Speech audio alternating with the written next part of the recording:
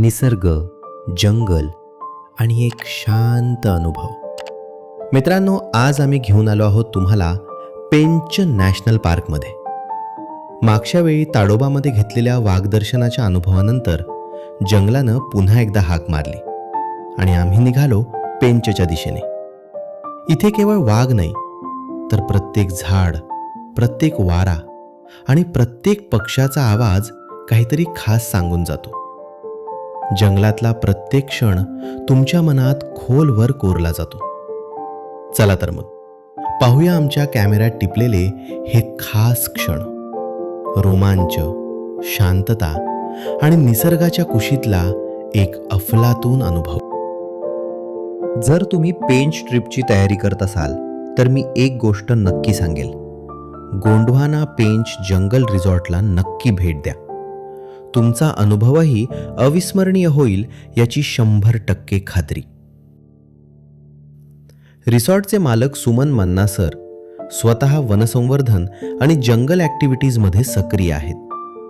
तिकडे हॉटेलच्या मालकांशी म्हणजेच सुमनजींशी बोलताना एक फारच रोमांचक गोष्ट समजली. इथे कधीकधी रात्री वाघ येतो. त्यातूनच आम्ही समजून घेतले की रात्री उशिरा बाहेर बसायचं नाही आणि फिरणं तर अजिबात नाही. जंगलात राहायचं तर त्याचे नियम पाळूनच. आम्ही या ट्रिपमध्ये तुरिया, खुर्सापार आणि तेलिया या तिन्ही गेट्समधून जंगल सफारी करणार होतो.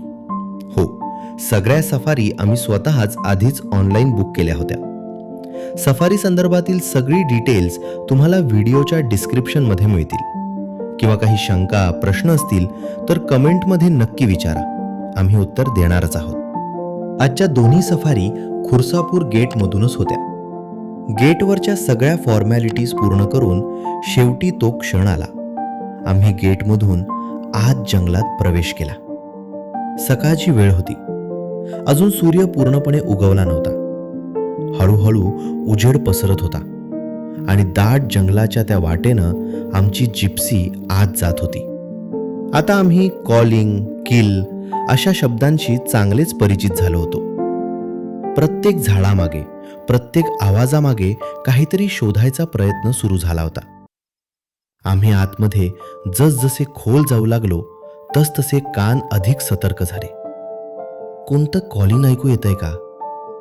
कुठे काही हालचाल जाणवतेय का?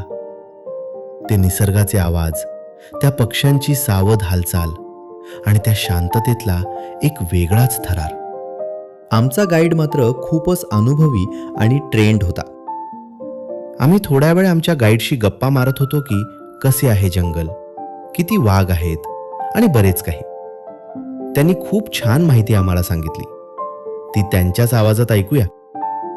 लेकला T67 नावाची टायग्रेस होती. तिला फर्स्ट लिटलमध्ये 3 बच्चे होते. त्यातली एक गिरा नावाची टायग्रेस होती. ते बफर झोनला सेटल झाली होती. बफर झोनला सेटल झाल्यानंतर तिने पिल्लेसुद्धा दिली होती. जवळपास 2 पिल्ले दिली आणि फिमेल गायब झाली.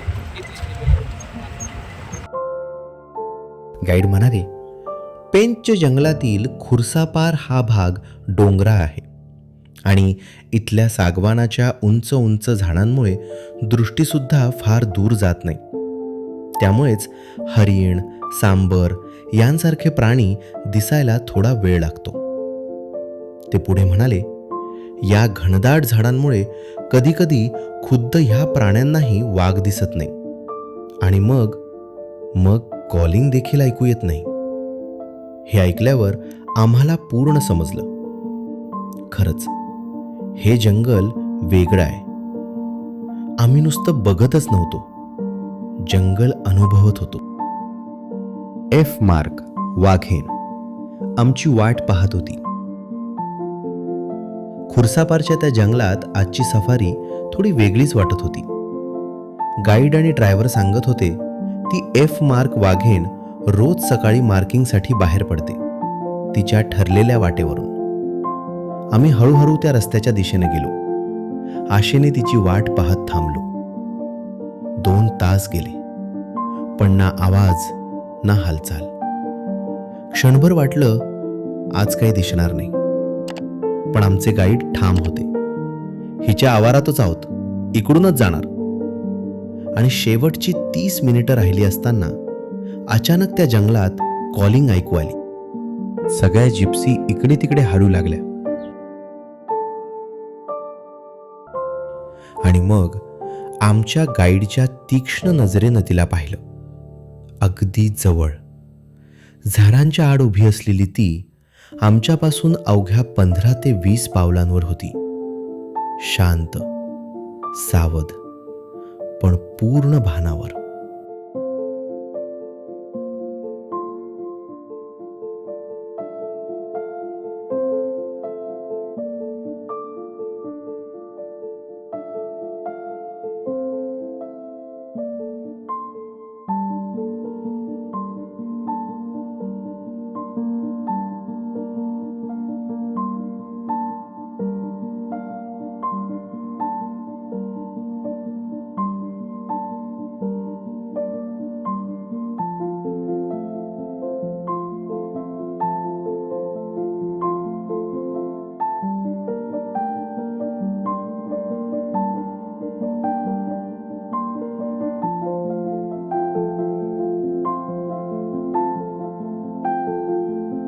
त्या रॉयल स्टेप्स, तिने रस्ता पार करताना घेतलेले क्षण आमच्या आयुष्याच्या आठवणीत कोरले गेले.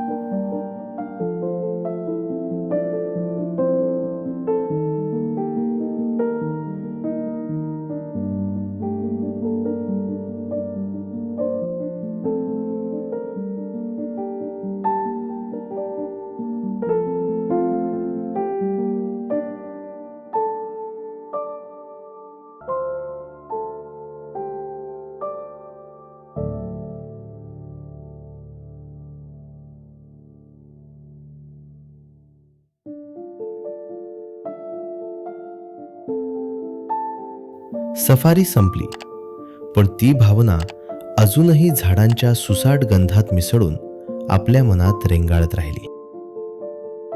खुर्सापारच्या जंगलानंतर आम्ही पोचलो तेलिया बफर झोनमध्ये.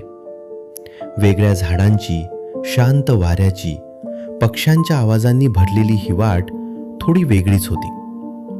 सुरुवातीला काही वाईल्ड बोर, सुंदर पक्षी दिसले, पण मनात कुठेतरी सायटिंगची आशा तग धरून होती.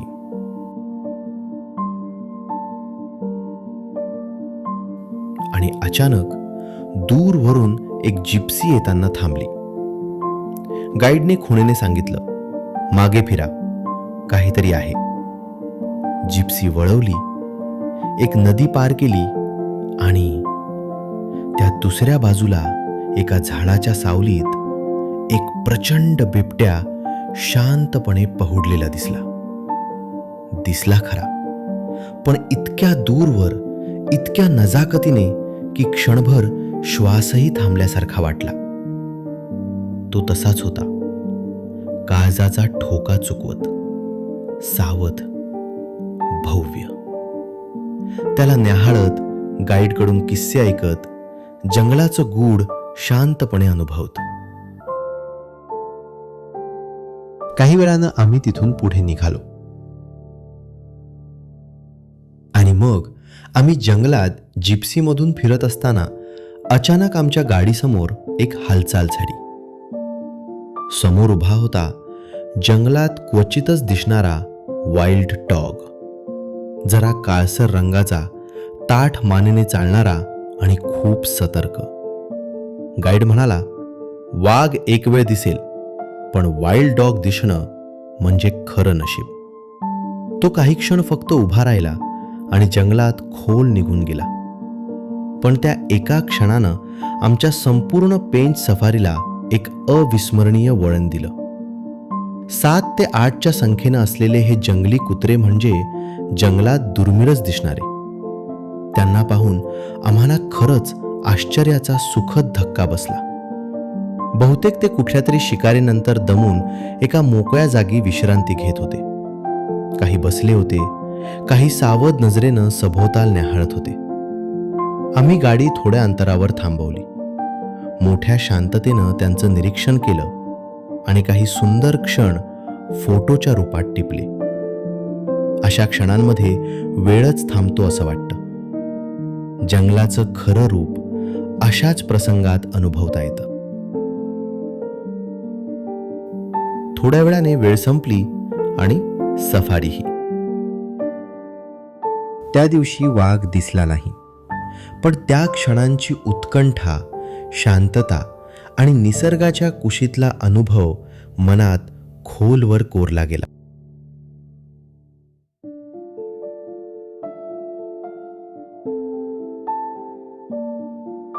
तुम्ही एकदा तरी जंगल सफारीचं नियोजन करा. फक्त वाघ किंवा प्राणी पाहणं हेच नाही, तर त्या जंगलातले नियम, प्राण्यांचा शिस्तबद्ध जगणं आणि निसर्गाच्या सहवासात हरवलेले काही क्षण, हे सगळं तुमचं आयुष्यभर लक्षात राहील. चला तर मग आता इकडेच थांबतो. पुन्हा भेटूया अशाच एखाद्या नव्या सफरीसोबत, नव्या निसर्गकथेच्या वळणावर. तोपर्यंत मस्त रहा, खूप फिरा आणि निसर्गाशी तुमचं नातं घट्ट करत राहा.